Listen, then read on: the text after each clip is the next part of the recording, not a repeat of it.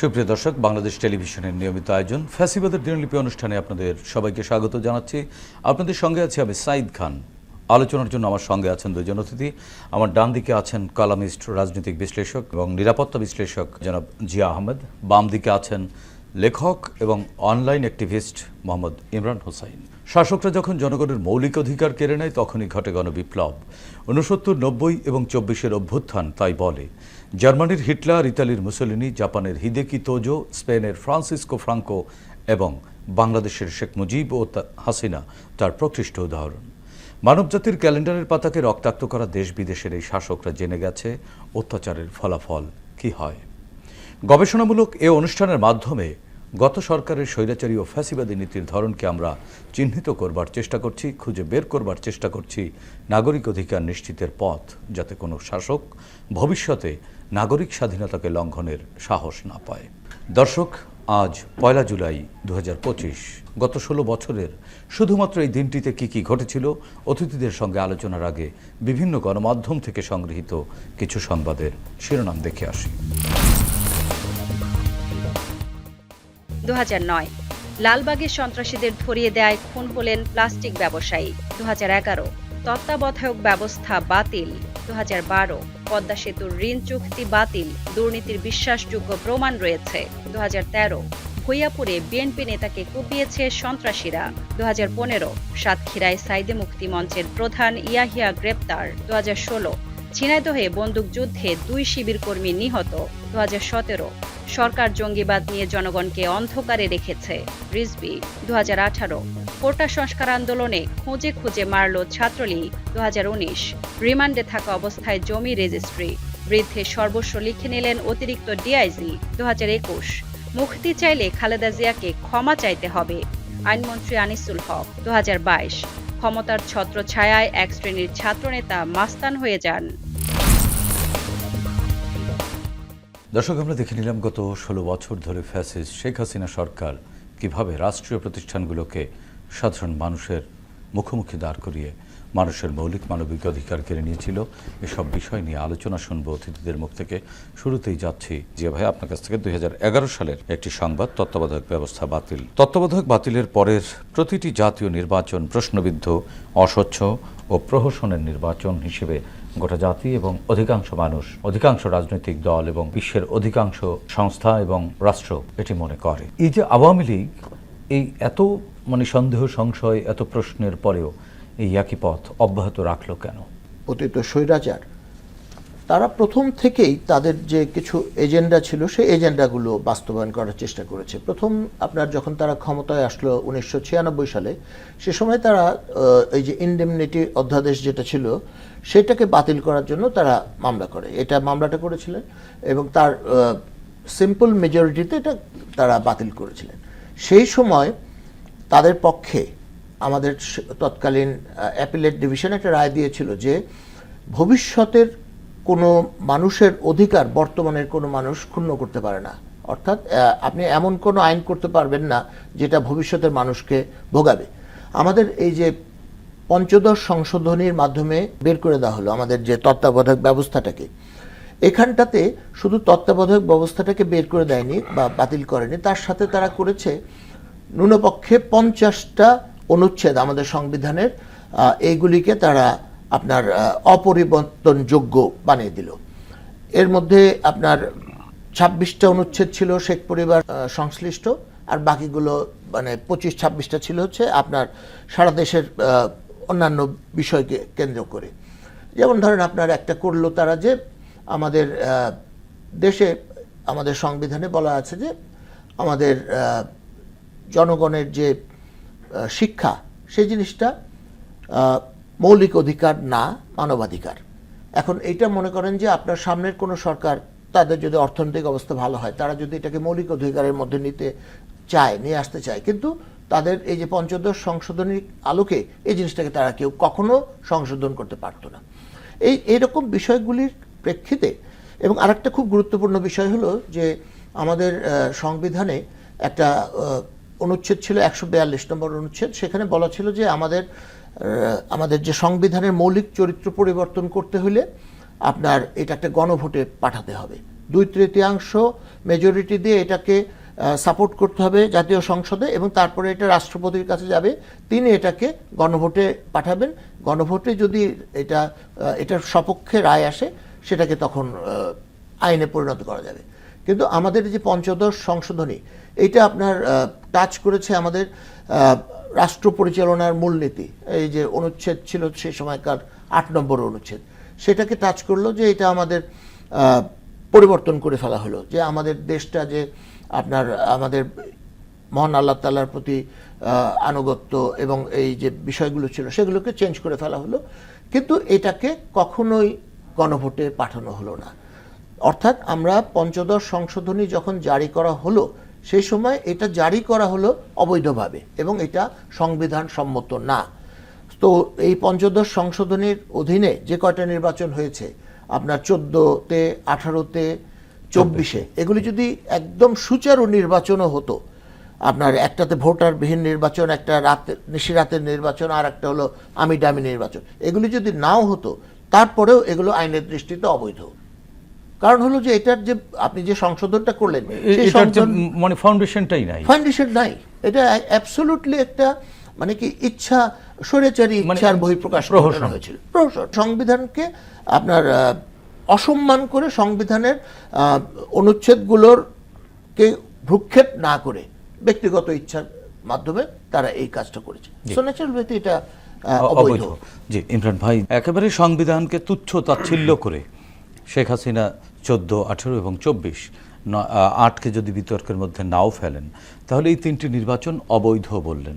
তো এই অবৈধ নির্বাচনকে বৈধতা দেবার জন্য তিনি তো সংবিধানের দোহাই দিয়েছেন, অথচ জিয়া ভাইয়ের আলোচনার মাধ্যমে যেটি বেরিয়ে আসলো সেটি হচ্ছে সংবিধানকে একেবারে পাশ কাটিয়ে, সংবিধানকে তুচ্ছ করে। বিশ্বে বিবেক বা আমাদের এখানকার যে সিভিল সোসাইটি বা যারা সংবিধান নিয়ে কাজ করেন, এই বিষয়টি কি তখন তারা বুঝতে পারেনি, না আসলে তারাও গড্ডালিকায় গা ভাসিয়েছিলেন? 2011 সালে ত্রয়োদশ সংশোধনী, যেটা 96 সালে তত্ত্বাবধায়ক সরকার ব্যবস্থা পুনর্বহাল করেছিলেন, সেই রায়ে কিন্তু পরবর্তী 2টা নির্বাচন তত্ত্বাবধায়ক সরকারের অধীনে করা যেতে পারে, এই অবজারভেশন ছিল। এবং তৎকালীন যে সংসদীয় কমিটি, তারাও কিন্তু সেটাকে রিকমেন্ড করেছিল। কিন্তু শেখ হাসিনা ব্যক্তিগত সিদ্ধান্তে, আসলে তখন তো সংসদ, বা আপনি দেখেন যে বিগত 15 বছর বাংলাদেশের সাথে, হ্যাঁ প্রায় 16 বছর, সংসদের যে প্র্যাকটিস সেটাও ছিল না, যে আপনি বিভিন্ন রাষ্ট্রের সাথে চুক্তি যে আলোচনা করে সংসদের যে ফর্মাল প্রসিডিউর, এগুলো কিন্তু কিছুই ফলো করা হয় না, জনগণকে সাথে করে নিয়ে। মূলত সংবিধান, সংসদ, আইন, বিচার ব্যবস্থা কোনো কিছুই আসলে ছিল না। এটা একটা ফ্যাসিজম ছিল, এক ব্যক্তির শাসন। সো আলটিমেটলি দেখেন, আদালতের রায়ে সে পঞ্চদশ সংশোধনীর কথা বলা হচ্ছে, কিন্তু সে আদালতেরই বলা হয়েছিল পরবর্তী 2টা নির্বাচন তত্ত্বাবধায়ক সরকারের দিনে হতে পারে, তো কিন্তু সেটা তারা করে নাই, এবং হওয়ার সপক্ষে যুক্তি ছিল, এবং ওই রায় কিন্তু বিভক্ত রায় ছিল। জি জি জি। তারপর আমরা সেটাকেই যদি অনার করি, তাহলেও কিন্তু আমরা আজকে এই জটিলতা আমরা পড়তাম না। আদালত মানে এই সব কারণেই তো আসলে পরিণতিতে জুলাই। জি, আজকে আমরা যখন আলোচনা করছি তখন 1 জুলাই, এবং ঠিক আজকে থেকে 4 দিন পরে 2024 সালের 5 জুলাই থেকে কিন্তু এই গোটা জাতি ঐক্যবদ্ধ হয়েছিল এই সব দুঃশাসনের বিরুদ্ধে। তো আসলে মানে এর আগের 15 বছর 7 মাসকে আপনি কিভাবে মূল্যায়ন করবেন? জুলাই যদি পরিণতি ধরি, অবশ্যই জুলাই পরিণতিতে আমরা যদি ধরি 15 বছর 7 মাস বা 16 বছর প্রায়, ইভেন তার আগের যে 2 বছর আপনার ইন্টারিম গভর্নমেন্ট ছিল, সেটাও কিন্তু পার্ট অফ দ্য সিস্টেম ছিল অ্যাকচুয়ালি। কারণ শেখ হাসিনা তাদেরকে বৈধতা দেওয়ার কথা বলেছিলেন, তাদের অন্যায়, তাদের যে সব কিছু বৈধতা তিনি দিয়েছিলেন। সো আলটিমেটলি প্রায় 1.5 যুগ আমরা একটা দুঃশাসনের মধ্যে ছিলাম।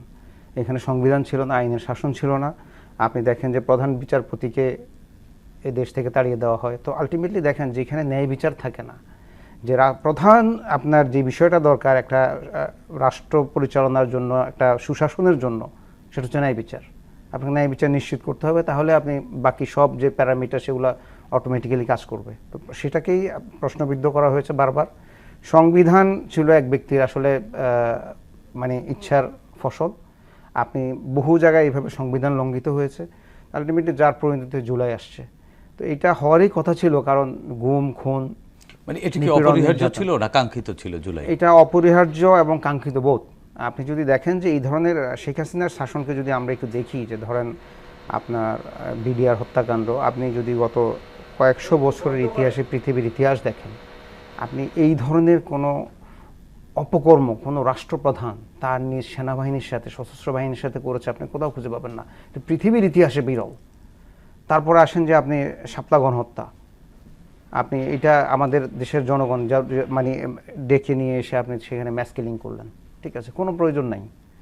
আপনি 15 বছর প্রায় 16 বছর ধরে বিরোধী দলের লোকজনকে আপনি জামাত বিএনপি জঙ্গি ট্যাগ দিয়ে এক ধরনের হত্যা গুমটাকে এক ধরনের মানে এমন একটা বয়ান তৈরি করা হয়েছিল যে এটা এক ধরনের জায়েজ, যে এদেরকে হত্যা করা যায়, ঠিক আছে, আপনি নিরীহ মানুষদেরকে ধরে নিয়ে জঙ্গি বানিয়ে হত্যা করা হয়েছে। এদের আজকে তো আমরা দেখি, ইভেন আপনি যে র্যাবের কমান্ডার আলিপুদ্দিনের ঘটনা আমরা দেখি যে আপনার ভিকটিমের ফ্যামিলির সাথেও তাদের যে অপকর্ম, আপনি চিন্তা করা যায় যে একটা স্বাধীন দেশ, আমরা যে সংগ্রাম করেছি 71-এ, যে লড়াই করে আমরা স্বাধীন হয়েছে এই দেশ, লক্ষ লক্ষ মুক্তিযোদ্ধা শহীদের বিনিময়ে, সেই দেশে আপনি যে শাসন গত 16 বছরে 17 বছর হয়েছে, আপনি পাকিস্তানের আমলেও কিন্তু আপনি দেখবেন যে আমাদের মানবাধিকার এই লেভেল লঙ্ঘিত হয় নাই।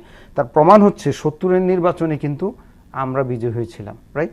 তো আপনি দেখেন যে শেখ হাসিনা মৌলিক মানবাধিকার, জনগণের ভোটাধিকার, আপনার যে সংবিধানের 39-এর 1-2-19-এর আমাদের যে বাক স্বাধীনতা, চিন্তা করার স্বাধীনতা, সব কিছু কেড়ে নিয়েছিল। যারা অনলাইনে লেখালেখি করতে এই ধরনের লোকজনকে ধরে নিয়ে গুম এবং হত্যা করা হয়েছে। আপনি যদি দেখেন একটা ফেসবুক স্ট্যাটাসের কারণে একটা মানুষকে মেরে ফেলা হয়েছে। সো আমরা একটা ভয়াবহ ফ্যাসিজমের মধ্যে ছিলাম। এই জন্য অপরিহার্য এবং এটা অপরিহার্য ছিল, এর কোনো বিকল্প ছিল না। আপনি দেখেন যে কিভাবে মানুষ অকাতরে জুলাই অগাস্টে জীবন দিয়েছে এবং মানে সানন্দে, হ্যাঁ, এবং দেখেন যে এই রেভলিউশনের কিন্তু আপনি ওইভাবে কোনো মাস্টার মাইন্ড বা নেতৃত্ব পাবেন না। এখানে সবাই নেতা ছিল, সবাই রেভলিউশনে, শ্রমিক জনতা, ছাত্র, মানে একটা সার্টেন টাইম পরে তো বলা হলো সবাই সমন্বয়, সবাই আসলেই তাই। যখন 45 জনকে শনাক্ত করা হলো, চিহ্নিত করা হলো আইন শৃঙ্খলা বাহিনী, এদের মধ্য থেকে বেশ কয়েকজনকে তুলে নিলেন, তখন ঘোষণা আসলো যে সবাই সমন্বয়, এবং আপনি এবং সাধারণ মানুষ নিজেই সমন্বয়ক পরিচয় দিয়ে নিজেই নেমে গেল যে কতজনকে নিজেই নেমে গেল। এবং ধরেন আপনার যখন নাহিদদেরকে ধরে নিয়ে গেল 6 জনকে, ওরা কিন্তু চাপের মুখে এক ধরনের স্টেটমেন্ট দিয়েছিল, কিন্তু দেখেন সেটা কিন্তু জনগণ বাধ্য হয়েছিল, কিন্তু জনগণ কিন্তু সেটা মানে জনগণ জানে যে আমাদের একটাই লক্ষ্য, এই ফ্যাসিস্টের পতন ঘটাতে হবে, তার হাত থেকে আমাদের রক্ষা পেতে হবে, এর জন্য যদি জীবন দিতে হয় জীবন দিতে হবে। আপনি শিশু থেকে আবাল বৃদ্ধ বনিতা কে নাই এখানে, শ্রমিক জনতা, নারী পুরুষ এবং মেয়েদের যে অংশগ্রহণ ছিল এটা অভূতপূর্ব, এবং মায়েদের অংশগ্রহণ, মেয়েদের অংশগ্রহণ, মায়েদের অংশগ্রহণ তো আমাদেরকে আপ্লুত করেছে। এবং দেখেন যে আমরা নরমালি দেখেছি সকল আন্দোলনের কেন্দ্রবিন্দু থাকে সাধারণত ঢাকা বিশ্ববিদ্যালয় সহ অন্যান্য পাবলিক বিশ্ববিদ্যালয়, কিন্তু এবার আমরা দেখেছি যে প্রাইভেট ইউনিভার্সিটি, ইংলিশ মিডিয়াম স্কুলের ছেলেপেলা, মানে এটা মায়েরা খাবার নিয়ে অভূতপূর্ব বিষয়। এবং এইটা একসময় হয়তো একটা কেস স্টাডি হিসেবে কোথাও এগুলো নিয়ে কাজ করবে ইনশাল্লাহ, আমরা জানি। যে কারণ হচ্ছে যে এই বিপ্লব, এটাকে আমরা বিপ্লব বলবো না, আমি গণ অভ্যুত্থান বলবো, কারণ বিপ্লবের যে ক্যারেক্টারিস্টিক্স এখানে কিছু পলিটিক্যাল গোলের মিসিং আছে, যে এখানে সেটা হয় নাই, কিন্তু এটা একটা ব্যাপক গণ অভ্যুত্থান বলা যেতে পারে। সো এটা অনিবার্য ছিল বেসিক্যালি। জি ভাই, একই প্রসঙ্গে আপনার কাছে আসতে যাচ্ছি। ইমরান ভাই বললেন এটি কাঙ্ক্ষিত এবং অপরিহার্য ছিল, তো এত দীর্ঘ সময় কেন লাগলো আসলে এই যেটি কাঙ্ক্ষিত এবং যেটি অপরিহার্য, এই যে জুলাই পরিণতি, গত 16 বছর বা তারও একটু বেশি সময় ধরে যে দুঃশাসনের পরিণতিটা এই আজকে জুলাইয়ে ঠিক গত বছর এই দিনে পরিণতিতে করালো, এত দীর্ঘ সময়, এত রক্ত, এত নিষ্পেষণ কেন লাগলো? আমাদের কি আসলে কোনো সমন্বয়ের অভাব ছিল না আমাদের বুঝতে দেরি হয়েছে? এখানে সমন্বয়ের অভাব ছিল না, বুঝতে দেরিও হয়নি। বিষয়টা হয়েছে কি যে আপনার এই পরিমাণ আপনার যে নিপীড়ন, নির্যাতন, এটা বাংলাদেশে কোনোদিন ঘটে নাই। আপনি দেখেন আমাদের 46 থেকে 1971-এর স্বাধীনতার সংগ্রামের আগ পর্যন্ত এই সময়কালে 23 বছরে কতজন মানুষকে আপনার খুন করা হয়েছে, গুম করা হয়েছে পুলিশে হামলায়, আপনি হিসাব করতে পারবেন না, হাতের করে দিয়ে আপনি বলতে পারবেন। কিন্তু এই যে ইভেন আপনার তারপরে এই যে 1971-এর 16 ডিসেম্বরের পর থেকে আমাদের স্বাধীনতার 54 বছরে যে মানুষের মৃত্যুটা, এবং আপনি এটাকে ভাগ করতে পারবেন যে এই 2009-এর পর থেকে যে পরিমাণ মৃত্যু ঘটেছে, যে পরিমাণ গুম হয়েছে, এটা বাংলাদেশের বা পূর্ব পাকিস্তানের ইতিহাস ধরলেও এই পরিমাণ মানুষের মৃত্যু ঘটে নাই। ভারতবর্ষের ইতিহাসে আপনার টোটাল 8,000 মতো মানুষের মৃত্যুর একটা আছে সমগ্র ভারতবর্ষ মিলে। কিন্তু বাংলাদেশের এই যে 56,000 বর্গমাইল, এইখানে আপনার এই ধরনের মৃত্যু আমরা কখনো দেখি নাই, কোনো বই খাতায় এটা লেখা নাই। আপনি একটা জিনিস মনে করে দেখেন যে 2014 সালে যে নির্বাচনটা হলো, সেই নির্বাচনের দিন আপনার বিএনপি এবং জামাতের তরফ থেকে আপনার করা হয়েছিল যে এটাকে প্রতিহত করবে। একটা ছেলে নেমেছিল আপনার ওয়াবদা রোড, যেটাকে আপনার হচ্ছে মৌচাক, এই আমাদের টিভি স্টেশনের সামনে রাস্তায়, একটা ছেলে নামা মাত্র তাকে গুলি করে মারা হয়েছে সাথে সাথে, মানে কি যে স্লোগানও দেওয়ার সুযোগ পায়নি। তো এই যে ভয়ঙ্কর বিষয়গুলো, আর মানুষকে যে গ্রেপ্তার, যে আপনার যে কোনো একটা রাজনৈতিক সভা সমিতি করতে হলে যখন মানুষজন এই দিক থেকে ওদিকে যাচ্ছে, এক শহর থেকে আরেক শহরে, কিংবা শহরের এই দিক থেকে ওইদিকে, প্রতিটা ক্ষেত্রে আপনার মোবাইল ফোনের মতো ডিভাইস, পার্সোনাল ডিভাইস, সেটাকে চেক করে মানুষকে আইডেন্টিফাই করা হতো যে সে আওয়ামী লীগ সমর্থক না আওয়ামী লীগ বিরোধী। এবং এই চেকগুলো শুধু কি আইন শৃঙ্খলা না, বাহিনী করে? বেসিক্যালি এটা করতে হচ্ছে আওয়ামী লীগের গুন্ডা বাহিনী। যে কারণে আজকে দেখেন যে বাংলাদেশ থেকে স্বৈরাচারী শেখ হাসিনা তিনি পলায়ন করেছেন, তার সাথে অন্তত পক্ষে 1.5 লাখ লোক ভারতে পলায়ন করেছে, এবং ধরেন আরো 20-30 হাজার পৃথিবীর বিভিন্ন দেশে পলায়ন করেছে। এই সব কয়টা মানুষ ইনভলভ ছিল এই সন্ত্রাসে, এই নিপীড়নে, এই নির্যাতনে সাধারণ মানুষের উপরে। সে কারণে আপনার বহুবারই অর্গানাইজড হয়েছে দেশের মানুষ, বিভিন্ন রাজনৈতিক দল, কিন্তু শেষ মুহূর্ত পর্যন্ত যেতে পারেনি। এখানে আরও একটা বিষয় থাকে, সেটা হলো যে আপনার একটা আন্দোলন কিংবা একটা সংগ্রামের ম্যাচুরিটির একটা বিষয় থাকে। আপনি দেখবেন যে 1982 সালে জেনারেল এরশাদ ক্ষমতায় আসলেন, তাকে পতন ঘটাইতে 1990 সালের 6 ডিসেম্বর আমাদের এই দীর্ঘ সময়কাল লেগেছে। এবং সে সময় কিন্তু এর মধ্যে অনেকে বিশ্বাসঘাতকতা করেছে এবং অনেকে আবার বৈধতা দিয়েছে। যার একদিন বলে এসছেন যে যারা এই সরকারের সাথে নির্বাচনে যাবে তারা জাতীয় বেঈমান হিসেবে পরিচিত, পরের দিনই নিজেই বেঈমানি করলে। না, আসলে এই জিনিসগুলো হলো কি যে আমাদের কৃষ্টিগত কিছু সমস্যা রয়েছে। আমরা ভালো কথা জানি, ভালো কথা বলি, কিন্তু আমাদের ব্যক্তিগত স্বার্থ যখন সামনে এসে দাঁড়ায় আমরা কোনো কিছু মানি না। আপনি দেখেন যে আমি যে সংবিধান ব্যাপারে বললাম, ওখানে আপনার অ্যাপিলেট ডিভিশন থেকে বলা হয়েছিল যে তোমরা এমন কোনো আইন করতে পারবে না যেটা পরবর্তী প্রজন্মর আইন প্রণয়নের ক্ষমতাকে রুদ্ধ করে।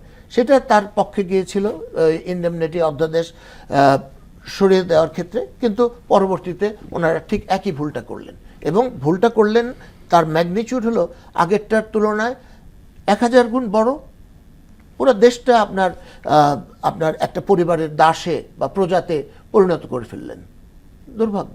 তাহলে আমরা এই যে জুলাই অভ্যুত্থান, আপনি বললেন যে আমাদের কৃষ্টিগত কিছু দুর্বলতা আছে, বা আমরা ঠিকই বুঝতে পেরেছি, কিন্তু কিছু ঝামেলার কারণে প্রায় 16 বছর লেগে গেল।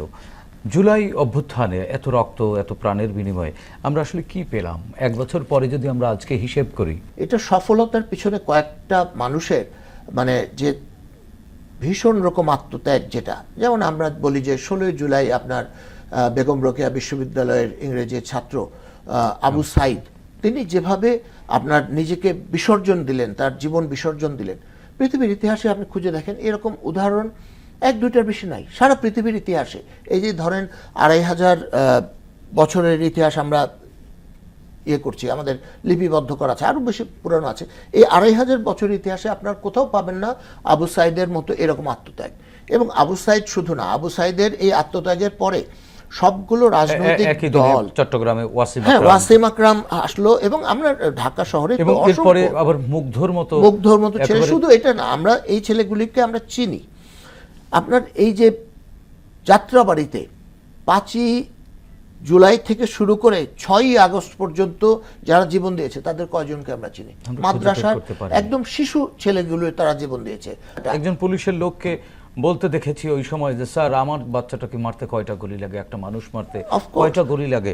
তিনি একজন বাবা, তিনি একজন বাবা, তিনি ইউনিফর্ম পরেই প্রশ্ন করেছিলেন আওয়ামী লীগ অফিসে গিয়ে। হ্যাঁ, তিনি প্রশ্ন করেছিলেন যে একজন মানুষকে হত্যা করতে কতগুলো গুলি লাগে বলেছেন। কিন্তু তিনি পুলিশ ছিলেন, সে কারণে এটা আমাদের ফোকাস এসছে। আমি একটা ছেলের কথা মনে করে বলতে পারি, সেটা তার নাম হলো জনি। এই ছেলেটা ছিল তিলপাপাড়া আপনার যুবদলের খেলবে। ছাত্রদল। হ্যাঁ এখানকার ছাত্রদল করতেন। এই ছেলেটাকে আপনার গুলি করে মারলো এবং তার বুকে হচ্ছে 19টা গুলির দাগ ছিল, একই সংখ্যা। তো তার বাবা পুলিশ ছিল না দেখে আমরা এই জিনিসটাকে ভুলে গেছি, হ্যাঁ, কিন্তু আমাদের মনে আছে কারো কারো। আমি আবার বলতে পারি যে আপনার এরকম যে হত্যাকাণ্ডগুলো, এই হত্যাকাণ্ডগুলো আমাদের জাতির যে মানসিকতা বা মনন, এটাতে এমনভাবে আঘাত করলো, মানুষ তখন আর বাসায় ফিরে যেতে পারে নাই। আপনার আবু সাইদের আত্মত্যাগের সে দৃশ্য যেটা টিভিতে ডাইরেক্ট টেলিকাস্ট হয়েছে, সরাসরি সম্প্রচার, সেটা যে দেখেছে তার পক্ষে বাসায় বসে থাকা সম্ভব না। আমরাও রাজনীতি করেছি, একটা সময় ছাত্র রাজনীতি করেছি। আপনার পুলিশ যখন গুলি করে আমরা দৌড় দিয়েছি, এটা টিয়ার শেল মেরেছে। এই ছেলেটাকে পর পর 3টা-4টা গুলি করলো, সে 2টা হাত চারদিকে ছড়িয়ে দিয়ে দাঁড়িয়ে থাকলো। 1টা 2টা 3টা 4টা গুলি হলো, তারপরে বসে পড়লো, মাটিতে টলে তারপরে কাত হয়ে পড়ে গেল।